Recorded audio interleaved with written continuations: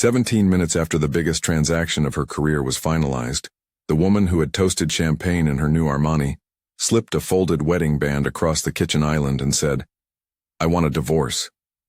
Kevin stood in the doorway of the Gold Coast townhouse, the sound of corks and laughter behind him, the light catching on a $33 million signature glowing on Sonia's tablet that she held like a trophy. He remembered the exact timestamp on the confirmation email because he'd seen it, 17 minutes after signing. It felt like a number thudding against his ribs. He had done the work that allowed that number to exist. He had been the quiet hand in the algorithms, the late-night call that uncovered a compliance gap, the anonymous name on a vetting report that convinced Henderson Global to make the offer. Yet in that room, with Sonia's hand resting on Derek smiling like the world was his, Kevin suddenly felt like an intruder in his own life. The key was left where it always was, lying by the fruit bowl, bright and ordinary and final. He reached for it and it fit into his fist like an accusation. He had not expected this trajectory when he and Sonia had first moved into a cramped studio 12 years earlier, eating cheap ramen and whispering about growth. Back then, Kevin Archer was a stable presence, IT manager at a regional firm, a man who loved code and quiet evenings and the small rituals of domestic life. He had never imagined the evening would collapse into glass and the word divorce tossed across the polished counter. He had never imagined that the identity he'd shielded from the bright world, Kevin Williams, freelance consultant, would become the fulcrum of everything that followed. They had come so far. Sonia had risen to CEO of Elevate Consulting Group because she never stopped making deals, never stopped pushing, never accepted "we can't" as an answer. Kevin had supported her ascension in ways he rarely mentioned, adapting his schedule to her board calls, picking up dinners on late nights, taking the kids to school when her travel stretched into weeks. Where others saw sacrifice, he saw partnership. Where others saw ambition, she saw purpose. Yet ambition can twist, and in the bright glow of success, small truths can be unreadable. "There's no point staying," Sonia said, voice steady in that way that made her words feel like edicts. Derek laughed softly at something only he and Sonia understood, and Kevin recognized a private joke he'd once been excluded from. The living room looked larger than the life he'd planned. He slid the key onto the table, no ceremony, no anger, just the mechanical motions of someone packing the last of his things into 2 duffel bags while the city outside carried on oblivious. He left with nothing but a change of clothes and the stubborn certainty that names on a contract could be more than paper. He slept in his father David's old guest room that night, the house where he'd grown up, where David still kept an exercise bike and a stack of newspapers. But sleep did not come easily. The headboard creaked with the weight of decisions he hadn't yet named. When the sun found him, he sat at the kitchen table, the note Sonia had left folded in a clean square. It read like a memo. Belongings retrieved by noon. No further contact. No explanation. No apology. A professional's economy and a personal catastrophe. For a man who had spent half his life untangling systems and signatures, it felt obscene that his marriage, a lifetime of small contracts and promises, could be summarized in a line like that. Kevin had always trusted facts, so he opened his laptop and looked for them. He found the confirmation email, the financial instrumenting of a life they'd now divided, the timestamp, the digital trail that traced the $33 million offer, the line item that made Sonia's champagne meaningful, and a line in a PDF that made his heart drop, his consulting name, tucked into a references section as Kevin Williams, independent consultant. It wasn't an accident. He'd used that name professionally for 3 years to keep his personal and freelance work separate. He had reasons. Corporate politics are messy, and sometimes you must keep the home front distinct from the things you do at night to help clients sleep soundly. He thought briefly of making the call that would have toppled everything. He could have rung James Henderson, the CEO at Henderson Global, and said, "You can't sign with Elevate," and watched the contract evaporate. He could have leaked the report that had convinced them. He could have become the instrument of ruin. The urge tasted like a bitter, attractive medicine, but Kevin had never been a man who resolved things by breaking them. There was a steadiness to him, an ethic sewn into his muscle memory, that forbade turning personal pain into corporate arson. Besides, he told himself, vengeance is braggadocio disguised as justice. He had always preferred proof. He didn't sleep much that week. He shuffled through a new kind of secrecy, the secrecy of being wronged and yet remaining principled. He called his father and said, without pretense, "I need help moving my things." David, who had watched his son bury himself in servers and coffee, answered with the short practical sentences that always comforted Kevin. "You come by noon. We'll sort it. Lawyer when you're ready." The father, the witness, settled into motion. Kevin also called Maria Rodriguez. Maria's voice, when it came through the line, had the efficiency of someone who had spent years untangling people's worst days. "We'll document everything," she said. "Deed, communication logs, screenshots. Keep the texts. Don't delete anything. We'll request a preservation order if needed. And Kevin, don't make any public statements." There was warmth, but it was the warmth of a professional who knows the language of risk. She advised him to collect the little things that become ammunition in court or negotiation: dates, emails, names. "If this goes to settlement, the facts will be your life jacket," she said. He found consolation in minutiae. Old calendars revealed travel dates. His consulting logs under Kevin Williams had timestamps. Invoices matched phone records. He started building a timeline the way he used to map system failures at work: time-stamped, verifiable, dry. Where Sonia's life had theater, his life had logs. He clung to those logs like a talisman. And then an anonymous email landed in the inbox of Henderson Global's general counsel, Patricia Gonzalez. The subject line was elliptical: "Due diligence concerns, urgent." Inside were screenshots, phone threads that suggested intimate contact between Sonia and Derek during critical periods of negotiation. They were not explicit acts of lawlessness. They were suggestive, the kind of human evidence that complicates corporate confidence in leadership. There were also copies of Kevin Williams' vetting report, marked with the timestamps and the analysis that had steered Henderson to the deal. Someone, it seemed, had chosen a moment for truth. Henderson Global's response was characteristically measured. An internal email chain circulated in minutes, then hours, then across time zones. Patricia called Kevin. Her voice on the phone registered polite alarm that had not yet hardened into accusation. She asked him to come to Dallas for a private conversation, under secure terms, with the board present. "We need clarity," she said. "And Kevin, if there are conflicts of interest, we must know them." Kevin listened to the word conflict like it was an electrical current. He had the choice to recuse himself and let the board decide without his voice. He could warehouse his hurt, let the corporate lawyers sort through the mess, and go quietly back to being invisible. That was the easy thing. But the easy thing was not always the honest thing.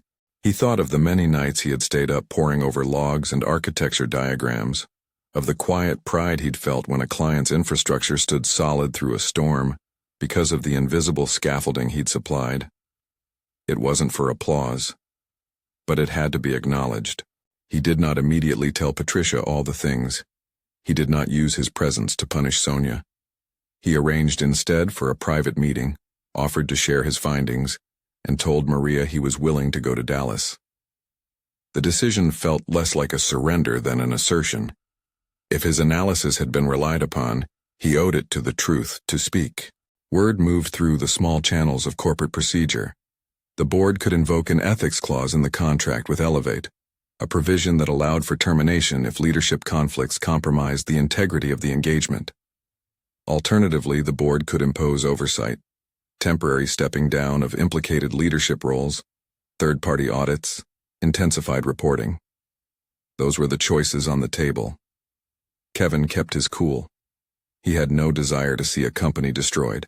He was by habit a problem solver. He wanted the outcome to be equitable and fair. He wanted the truth to be known, not weaponized. In the days that followed, his life narrowed to two things: assembling the facts and carrying the quiet humiliation of a broken marriage. He handed all his consulting records to Maria, who photographed and cataloged them. She told him what he already knew. Facts matter. If you're going in, prepare to be scrutinized as much as you scrutinize, she said. They will want to know your motives. Keep your explanations short and factual. He did so, not out of craftiness but because it suited him. Facts and timelines were rooms where emotions couldn't pick locks. There were smaller betrayals, domestic and public. HR at his old workplace, where Susan Holbrook still held a role he trusted, forwarded a note that someone had raised concerns about potential intimidation. Texts from an anonymous number veiled threats after he'd been thrown out. Susan's voice was careful when she told him they would preserve records. She advised letting Maria handle any communications. People act out when fear and ego mix, she said. Danger is louder than grief. One night, after he had spent an afternoon handing over files to Maria and printing off copies of every invoice and email he could find, Kevin sat on his father's porch and let the November air do what it could to cool the adrenaline in his veins. David passed him a coffee without comment and then sat in silence, the kind of silence that says more than reassurance. You did what you needed to do back when you did it, David said finally. Now do what you need to do. Don't turn into someone you aren't. That admonishment became a soft anchor. He thought of the dangerous clarity revenge promises, easy, righteous, addictive. Yet revenge had its own gravity. It would drag him into a low orbit where nothing good grows. Instead, he chose a path that felt oddly harder, staying honest in a world that almost rewarded theatrical ruin. The anonymous email had forced Henderson's hand. The board convened to discuss options. Patricia's message was crisp, an invitation for a working session in Dallas, with the board present and with key members of Elevate invited. The phrase working session struck Kevin as intentionally sterile, like calling a battle a negotiation. He booked the flight, told Maria he would go, and told his father that he might be in Dallas for a few days. Packing felt ritualistic. He packed the suit he'd worn to too many interviews and the same watch he'd bought himself when his consulting work had first taken off. He folded shirts with the deliberateness of a man who was reacquainting himself with the smaller parts of life, the parts that weren't supposed to shatter overnight. On the plane, he watched the world compress into a moving map.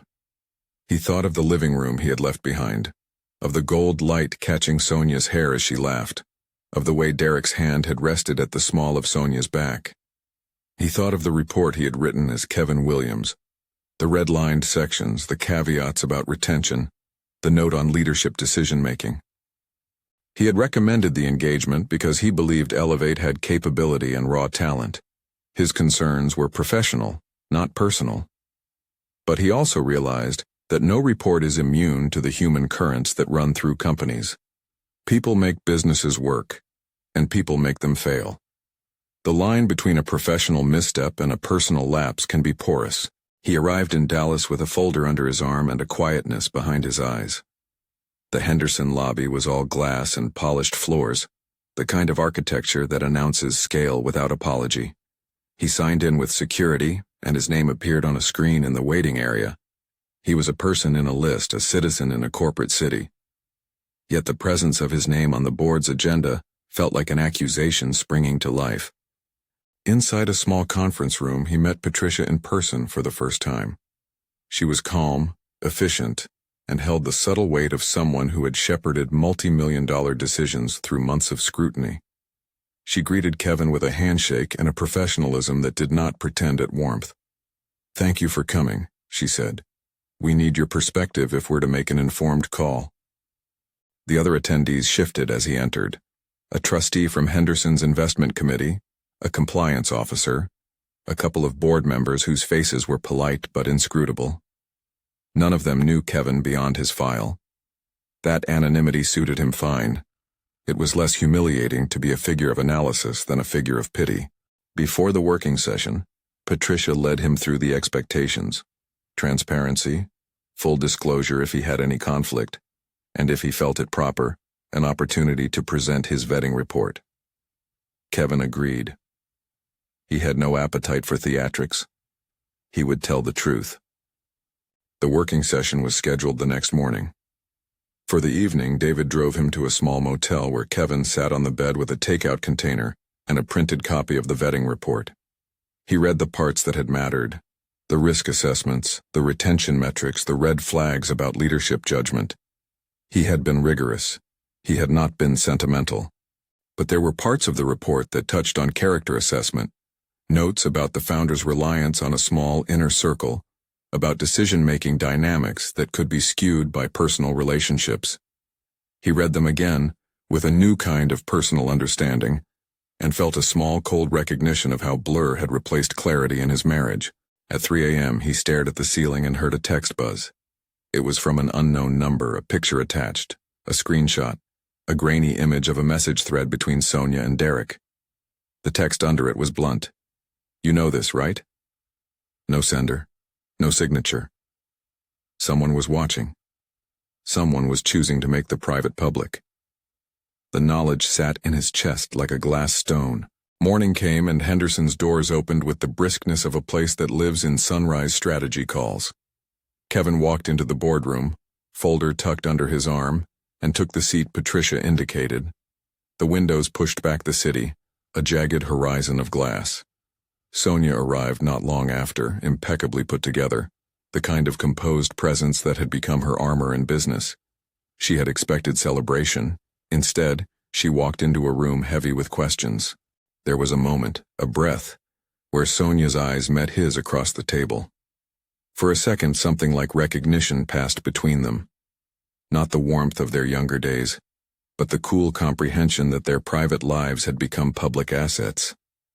Kevin felt the room tilt. He could see Derek's jaw set as he sat a few chairs down, the posture of a man who performed confidence like a shield. The board began by summarizing the issue with corporate neutrality.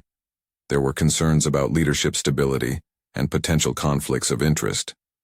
The anonymous screenshots had been circulated, the contract had been executed, they were past signatures. The ethics clause allowed for remedies if leadership issues made the engagement untenable. They wanted to know, did the vetting report support continued partnership? Were there material misrepresentations? Had the leadership judgment of Elevate been compromised? Kevin listened. Then, when they asked him to speak, he did what he always did. He laid out the facts. He explained the technical weaknesses he'd identified, the discrepancy between claimed retention rates and what his audits suggested, the governance gaps that made an organization vulnerable. He presented these points without drama. When he came to the leadership concerns, he spoke carefully. The report had noted decision-making condensed in a small inner circle. There were indicators that personal relationships could influence professional judgment. He did not point fingers. He presented indicators. Sonia's expression shifted as he spoke. When he referenced the timestamp, the one he'd noticed in the confirmation email, 17 minutes after signing, her composure tightened. It was the first time anyone in the room had said out loud what everyone felt, that a major corporate milestone and a personal fracture had happened practically at the same moment. Questions came fast and clinical. Had Kevin ever had financial interest in the deal? No. Was there inducement? No. Had he attempted to use his position to influence the outcome after the divorce? No. He answered plainly. He could have made one call to Henderson and used his knowledge to scuttle a deal. He had not. He had chosen restraint. That restraint, in the room's atmosphere, looked almost moral. But the board was not making sermons. They were making a decision. The options were set like a menu, grim and necessary.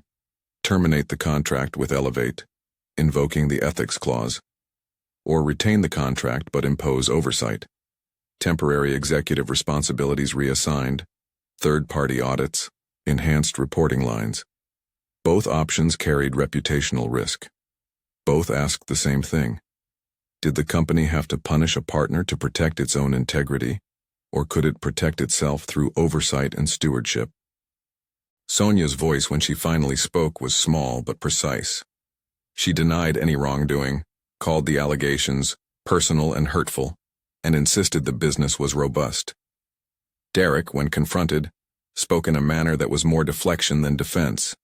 Confident, terse, the sort of competitor who had learned young to present certainty, but the board had evidence and the shadow of public exposure. They needed to be seen to act. Midway through the session, an email was placed on the table by Patricia. More screenshots, this time with timestamps overlapping key negotiation periods. Conversations in the room folded in on themselves. The tone shifted from hypothetical to urgent. One of the board members, practical and blunt, asked, "Can we trust this leadership to make fiduciary decisions?" It was less about morality and more about risk thresholds. Kevin felt the old well of fury rise hot and quick. He tasted it, the simple, seductive idea of making someone else pay. He imagined speaking up in ways that would humiliate, that would erase the fairness of years they'd built together. He imagined exposing everything in a single, cleansing sweep. But then he remembered David's voice on the porch, Maria's careful counsel, the facts he'd cataloged in patient rows. He reframed the anger into something else. Not a tool, but a thermometer. It told him where the fever was. It showed him where to apply measured pressure. When he spoke again, he did so differently. He acknowledged Elevate's strengths, the quality of their consultants, the visible outcomes in certain client accounts, but he also abstained from using the moment to settle scores. He recommended oversight over termination. He argued that the business value was real, that termination could cause collateral damage to employees and clients, and that a structured, temporary plan, third-party audits, temporary reassignment of key decision authority, enhanced compliance checks would be a proportionate response. It was a choice that seemed almost radical in its moderation.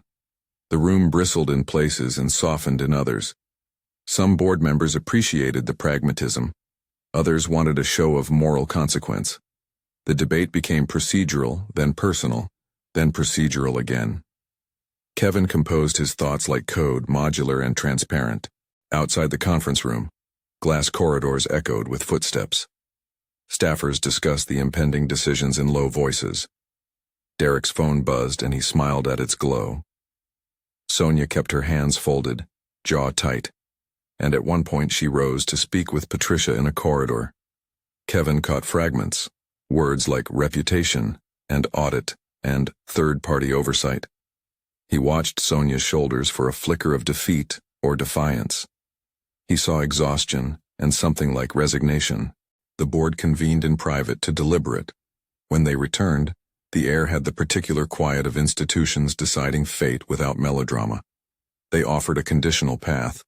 Elevate could remain as a contractor under enhanced oversight, contingent on Sonia stepping back from certain executive decision-making roles during the period of review and instituting suggested governance changes. Alternatively, the board could terminate the contract immediately, citing the ethics clause. The choice, placed bluntly, left little room for romance. It was a calculus of risk and image. Sonia's reaction was immediate and raw. She stood and said she would not allow her life's work to be judged by what she called personal attacks.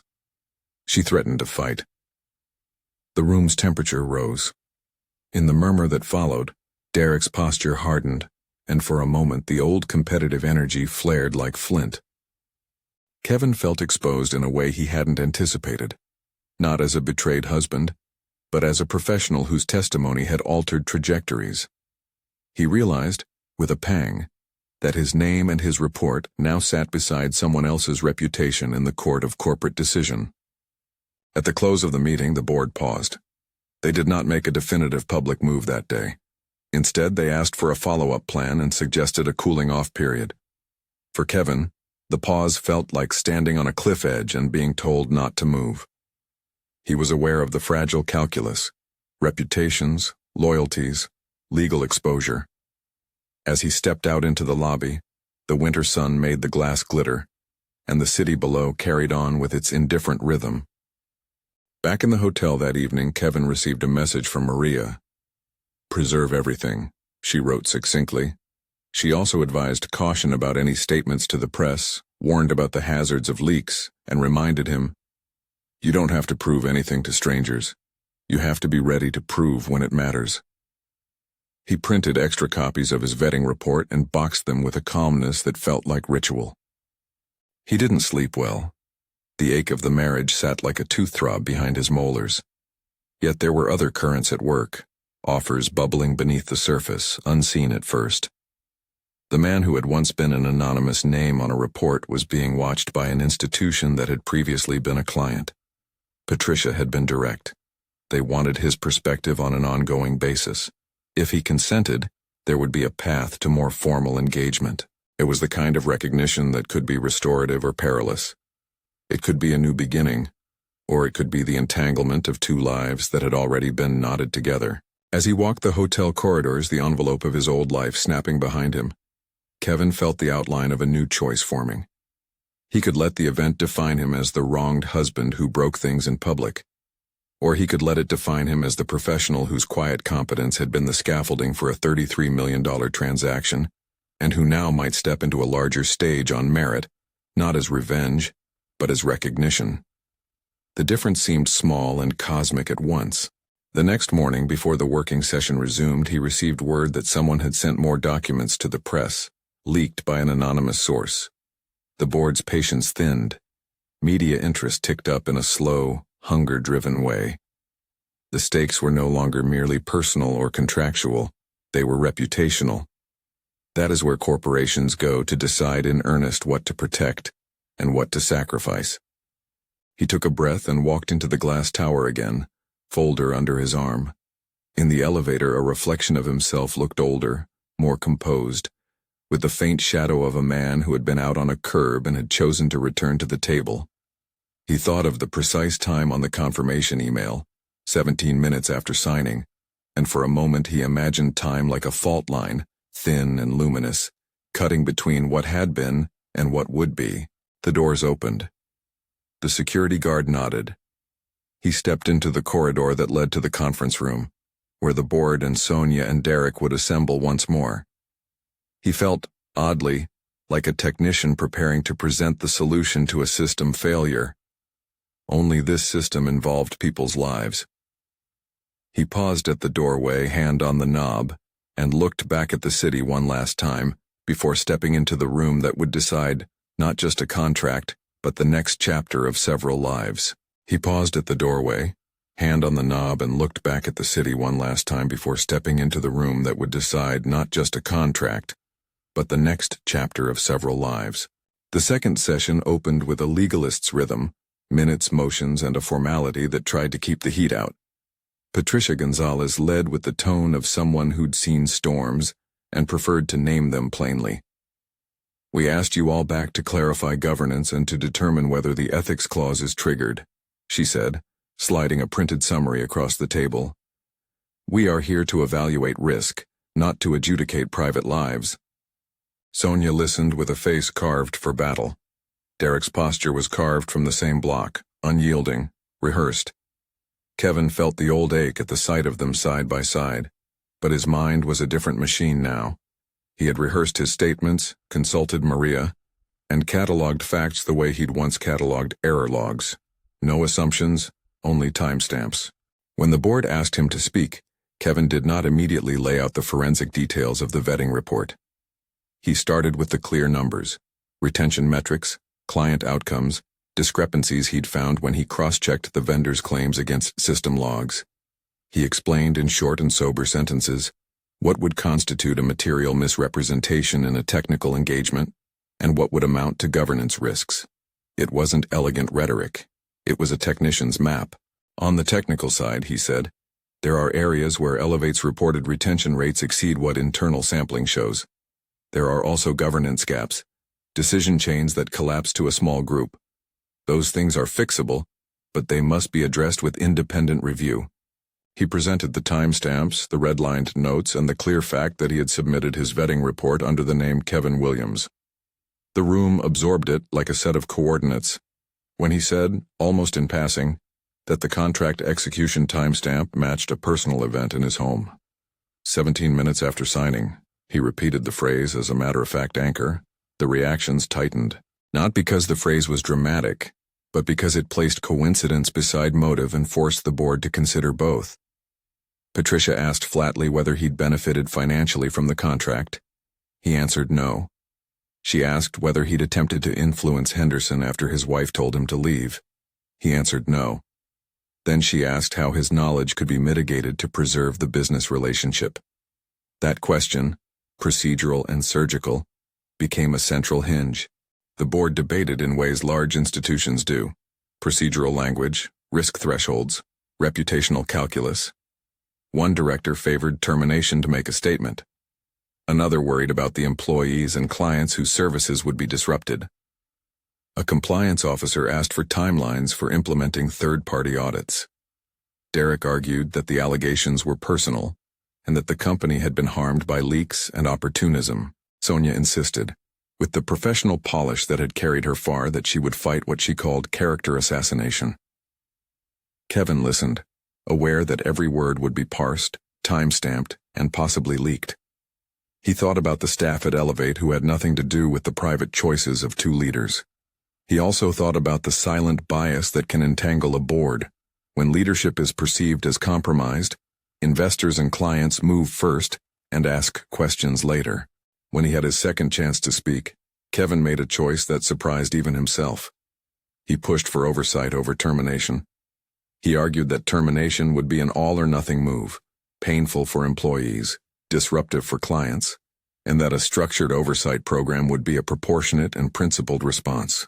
He recommended specific measures: appointment of an independent compliance officer, temporary reassignment of certain decision authorities away from Sonia, immediate third-party audits of the claims in his vetting report, and a defined period for reassessment. It should be about protecting the client outcomes, not scoring points, he said. If there are material misrepresentations, we should find them. But if we can shore up governance and ensure transparency, that preserves value for clients and staff. There was a sting in his voice, unavoidable, but there was also a steadiness. He had the rare posture of someone who could both identify failure and provide repair. It shifted the room's temperature. Some board members sighed with relief at the practical solution. Others bristled at what they called leniency. The debate narrowed into votes, proxies, and a final, procedural resolution. Henderson would not terminate the contract immediately. Instead, they exercised an interim remedy, imposing oversight measures and requiring Sonia to step down from particular executive duties pending audit results, with the option of full termination if audits found material misrepresentation or governance collapse. The board also made clear they expected full cooperation with their third-party auditor. Sonia's reaction was immediate and raw. In the conference room, she bristled and denounced the leak and the rush to penalize a firm over unverified screenshots. In private, in a narrow corridor, she sought out Patricia. Kevin could see them in profile when he left the room for a moment to make a call. Sonia's shoulders sagged in a way that signaled both exhaustion and the first taste of consequence. Derek's cell glowed in his hand, a small, defiant light. Kevin noticed that Derek's composure had cracks when pressed with precise evidence. At the close of the meeting, Patricia asked Kevin whether he would be willing to advise the compliance effort in a limited, documented capacity. "We need independent eyes," she said. "If you can help us interpret the vulnerabilities you flagged in a formalized role, that will be useful." It was an offer and a test. Kevin paused. The idea of working again in proximity to the people whose lives had just ruptured his own felt precarious. Maria's voice in his ear, steady and practical, whispered counsel. "If you accept, do so under contract with clear boundaries and neutral payment through the auditor, not through any party with a personal stake." He agreed, with an agreement that set clear limits on scope and enforced confidentiality. The choice felt less like reconciliation and more like stewardship. He flew back to Chicago with the board's interim measures in his inbox and a thin thread of cautious relief winding through him. The board's decision had deferred, not dissolved, the larger crisis. It had also exposed the fact that business decisions and private betrayals had become knotted. When he landed, his phone buzzed with messages, some supportive, some venomous, and, in one case, an anonymous voicemail that suggested public exposure was not finished. The week ahead would require vigilance. Back at his father's house, David met him at the door with the quiet kindness of steady routines. "You did not throw a match," David said simply. "You set down a record. That's different." Kevin found comfort in the categorical clarity of that sentence. He had written the report. He had presented facts. He had not burned bridges for spite. Legal work, meanwhile, took on its own life. Maria began filing preservation requests and preparing for the inevitability of negotiations. She asked Kevin to sign affidavits attesting to the chronology of his work as Kevin Williams, concrete, date-stamped statements that would survive a public scrutiny. She also advised him to assert his legal rights on the domestic front. Deeds, shared property, and the formal separation of assets would need to be defined. "You have documentation that establishes your contributions," she told him. "That matters in equitable distribution." There was, in fact, a deed. Kevin and Sonia had purchased their townhouse early in Sonia's rise, the deed recorded in both their names. Maria moved swiftly to the county records office to pull titles, and to ensure nothing was moved without legal signatures.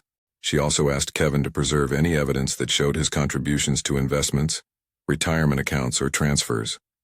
It was dry paperwork, cumbersome, legalistic, but it was also a lifeline. It would form the backbone of a fair settlement. The public leaks continued in the slow way that bites at reputations. A press inquiry here, a blog post there, an anonymous tip that threaded facts and innuendo. The board's interim measures bought time but also invited speculation.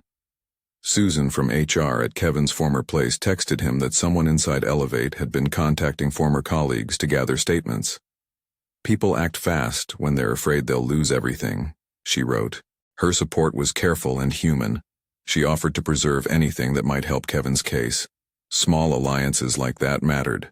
Within a week, Henderson's third-party auditors had initiated their review. Kevin was asked, at Patricia's request, to provide annotated notes to support their lines of inquiry. He did so with cataloged precision, screenshots, timestamps, and explanations that mapped technical claims to observed data. In parallel, Maria began to negotiate privately with Sonia's counsel. The first few conversations were sharp and procedural, requests for documentation, offers to mediate, and the usual dance of preserve and propose. When Sonia agreed to a mediated session with Maria present, Kevin prepared as if for a public presentation, focusing on facts and preservation. The mediator's room was small and scentless. The chairs were neutral and beige. Sonia arrived looking tired in a way that made her seem suddenly human and less like the force of corporate polish he had known. For a long time the conversation circled property, separation of accounts, and the question of the townhouse.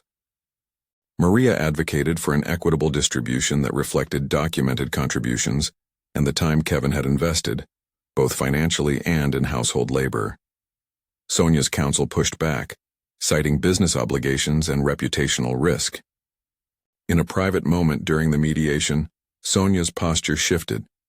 She looked at Kevin and, without a show of theatrics, said something that surprised both of them. "I didn't see it, Kev. I didn't see what I was losing." The use of his name, an echo of earlier days, unmoored him for a second. Her admission was partial and guarded. It did not contain absolution, but it did contain recognition. It was not the public confession some had expected. It was instead an acknowledgement of misperception and of consequence.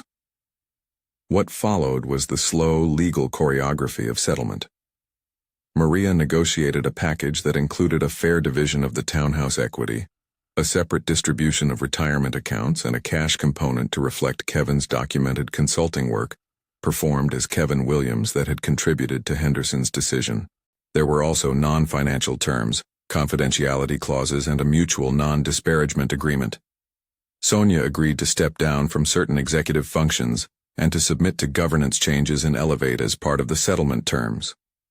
Derek's role within the firm diminished as he chose to distance himself from the controversy. He ultimately left the firm to pursue other ventures, a move framed in press releases as a professional departure, not an admission. The auditors continued their report, but the public story shifted from explosive headlines to prosaic legal wording. One line in the settlement negotiations mattered to Kevin more than the numbers, a clause that acknowledged his consulting work, an explicit recognition that Kevin Williams had provided vetting services. It wasn't a confession of authorship of Sonia's success. It was, rather, a formal record that the anonymous analyst who'd advised Henderson played a role. That recognition, in legalese and in a quiet paragraph at the end of an agreement, felt like a kind of truth being returned to him. When the settlement was signed, Maria handed him a copy and said, "This is more than dollars. It's clarity. It's a reset." David clapped him on the shoulder with the modest, steady affection that had always carried Kevin through. There was relief, yes, but also the hollow feeling that comes after a long season of grief. You stop holding the jagged edge and it is done with you. Kevin moved out of the townhouse with fewer possessions than he'd imagined. Packing felt like an act of pruning. He left behind framed photographs and a few pieces of furniture, and he took with him the tools of his work: laptops, notes, an old folding camera he'd used on trips. He rented a small apartment with a view of the river, a place that would fit a life less staged. There was less polish and more clarity. The nights were quieter. The mornings were his. Professionally, things shifted in strange, restorative ways. Patricia contacted him with an offer that began modestly: a part-time advisory role to help Henderson interpret the auditor's findings and to advise on technical remediation at Elevate. She framed it as neutral and transactional. "Help us set up the controls we recommended, and we'll pay market rates through our third-party vendor." Kevin agreed, and the work gave him a channel to use his skills without personal rancor. The audits validated some of his concerns and clarified others. None of it was about revenge. It was about fixing systems. The more unexpected opportunity came later. After months of quiet work with the auditor and a string of successful remediation projects, Kevin received a formal outreach from Henderson's HR. Would he consider a full-time director-level role in Dallas, leading a new center focused on vendor governance and risk assessment? It was a significant offer, an explicit recognition of the competence he'd displayed, and a chance to build something on his own terms. He thought about it long and hard, speaking with David and Maria and weighing the move against the desire for distance and restart. Maria, with her legal pragmatism, advised careful negotiation. "You don't owe them gratitude simply because they called," she said. "But you also shouldn't refuse an opening that lets you heal and grow." David said something similar but softer. "You deserve to be in a place where your work is recognized. Just take your time." In the end, Kevin accepted. The position offered not just salary but authority, a seat at a table where governance rather than politics would be the currency. It offered a chance to build protocols that might prevent others from being blindsided by the same conflation of private and professional risk. More than that, it offered distance from the townhouse and a new city where his name, while not anonymous, would be associated with competence rather than scandal. The move to Dallas felt like a practical pilgrimage. He leased a small condo near a park, walked to the Henderson offices on Tuesday mornings, and learned to orient his life around new rhythms. Work became a canvas for disciplined excellence, policies drafted, audits overseen, teams mentored. He found himself drawn to mentoring young analysts, explaining to them how to catalog evidence, how to write reports that were clear enough to survive scrutiny. In time, he found a new quiet pride that did not need to be broadcast. Recognition came in the form of colleagues thanking him for being even-handed in stressful situations. It came in offers to lead projects and later in the formal director-level title that made the job permanent. Sonia's path unfolded differently. Elevate agreed to governance reforms and brought in interim leadership, while the board and auditors completed their work. She took a leave, citing the need to focus on personal matters and on re-establishing governance structures. In private communications that Kevin did not seek but sometimes received through mutual counsel, there were references to therapy, to rebuilding, and to learning. Her public statements were measured: regret for the disturbance, commitment to better governance, and a pledge to put employees first. She did not vanish. She became quieter in public life, and gradually a different version of the chief executive emerged, less theatrical and by some accounts more disciplined. Derek faded from the story in practical ways. Without the leverage of proximity to leadership, his projects lost momentum. He left to start a venture that, while publicly framed as a next step, reflected a retreat from the corporate limelight he'd once inhabited with ease. His departure carried no melodramatic denouement, only the professional equivalent of a redirect. Months later, Kevin ran into Sonia by chance in a coffee shop. the sort of small, accidental intersection life sometimes offers. The encounter was not cinematic. It was a table 2 seats away, a shared glance, a muted, hello. They spoke briefly, with courtesy rather than intimacy. Sonia's eyes held fatigue but also a steadier light. She thanked him for the way he'd handled the work at Henderson, professional, measured. He replied with a similar civility, and no performance. The conversation closed with an awkward civil exchange of well wishes. It was not a reunion.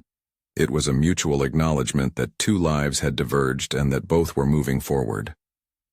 In private, Kevin allowed himself to grieve fully in pockets of solitude. He kept a journal, practical entries about projects and personal notes about days he wanted to mark as small victories. There were small rituals. Saturday morning runs along the river, late-night calls with his father about trivia they'd always loved, and slow dinners with friends who had not been part of the corporate theater. He learned to find a sense of self apart from any title. He relearned habits that were not contingent on other people's opinions. The moral of the arc, which he lived rather than pontificated, was not about punishment. The settlement had given him resources and a record, but what reshaped him was the work of becoming less defined by pain. He invested in professional development, accepted speaking invitations to talk about vendor governance, and began mentoring people who felt unseen in their workplaces. His restraint in the boardroom, refusing to weaponize knowledge, became part of his professional brand, someone who could hold truth with care, who preferred repair to ruin. There were moments that tested him.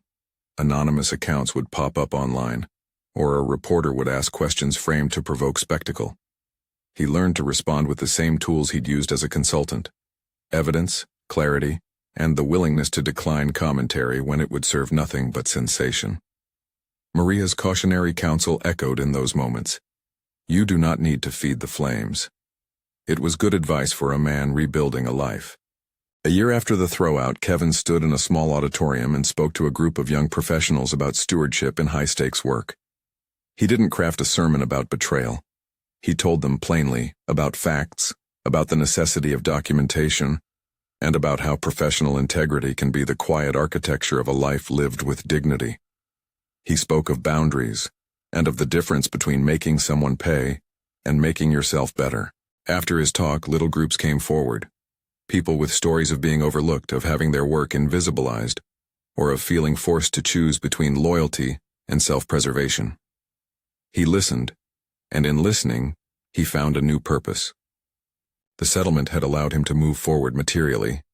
The work he accepted and the people he chose to help allowed him to grow internally. He reached out, occasionally and carefully, to offer mentoring to young analysts and to support HR professionals trying to design policies that prevented personal entanglements from compromising governance. In doing so, he found a restitution of sorts, not a currency exchange through revenge, but a restoration of meaning. Months matured into a new normal. Henderson's oversight period concluded with reforms implemented, and Elevate emerged under a different structure. Sonia returned to a retooled organization with firmer checks and a smaller inner circle. The rumor mill quieted. Life in its patient rhythms reasserted itself. One evening, Kevin walked along the river and thought about the peculiar alchemy of loss and opportunity. He had been thrown out of a life that had, for a time, defined him. The $33 million contract and the 17-minute timestamp that had once felt like a knock to the ribs were now coordinates in a map that led him elsewhere. He had choices, some that would have scorched bridges, others that would have preserved his soul. He had chosen preservation. There was a quiet power in that choice. It did not bring vindication in the flashy sense, but it returned him to himself. He had documents that proved his work. He had a settlement that acknowledged contributions. He had a job that respected his capacity. Most of all, he had reclaimed a sense of who he was apart from a marriage that had ended. On a slow Sunday morning, he met David for coffee. They sat not far from the river and watched the city move by. David asked the sort of practical question that always narrowed Kevin's thoughts. "Do you miss what it was?" he asked. Kevin thought about the old studio apartments, the ramen, the quiet pride of building with another person. He thought about champagne bottles and hand placements and the small violences of a mission. He thought, too, about the work he'd done since, about policies drafted and young analysts who would avoid pitfalls because of careful governance. He considered the difference between being known and being meaningful. "I miss some things," he said finally. "But I don't miss being invisible. I don't miss being unnamed. I learned that there's a difference between being celebrated and being recognized for the work you did. Recognition is quieter, but it's steadier." David nodded, folding his newsprint like an old ritual. "You rebuilt," he said. "You didn't burn down what hurt you. That's its own kind of victory." In the final scenes of the months that followed, life settled into a steadier cadence. Kevin signed his director-level contract and moved into a role where he influenced systems rather than people alone. He started an evening class once a week at a local college, teaching vendor risk assessment, a class that drew a surprising mix of students, young professionals, HR directors, and mid-career executives looking to understand the mechanics of governance. He found that teaching was another form of repair, giving others the tools to protect themselves and their companies. Sonia's public profile softened. She spoke at a small industry event months later about governance in leadership transitions, a talk watched by colleagues who remembered the rupture. Her comments were introspective and by many accounts earnest. She acknowledged mistakes in leadership structure, committed to transparency, and said she was taking steps to grow. Whether anyone would forgive or forget was a separate story. She was at least moving toward a more measured leadership. When asked in an offhand interview what he'd have done differently, Kevin answered without grandiosity, "I would have named the work earlier. I would have asked for recognition for the things I did, not out of vanity but for clarity. When people know who does what, there are fewer surprises." He said the sentence plainly, without malice. It was the sort of counsel that comes from hard-earned humility. The final image was not of confrontation, but of small reparations. Kevin at a desk drafting policy language, David laughing at a trivial joke over dinner, Maria sending a note that a clause had held firm, Patricia emailing a thank you for measured work beyond the crisis. The townhouse sold quietly and was listed not as a monument, but as real estate. Derek's new venture showed modest results. Sonia's firm reconstituted itself with governance and a narrower senior team. People carried on. If there was a lesson that threaded through the months like a silver wire, it was that power has many faces, and that using it well is different from using it loudly. Kevin could have called a number, made a statement, let anger be a sledgehammer. Instead, he chose the slower architecture of truth, documentation, measured disclosure, and a refusal to convert personal pain into public spectacle. When the dust finally settled, he stood on a small Dallas balcony watching the sun flatten into gold over a street full of ordinary lives. He thought about the night he had stood on the curb with a house key in his hand and a timestamp in his chest.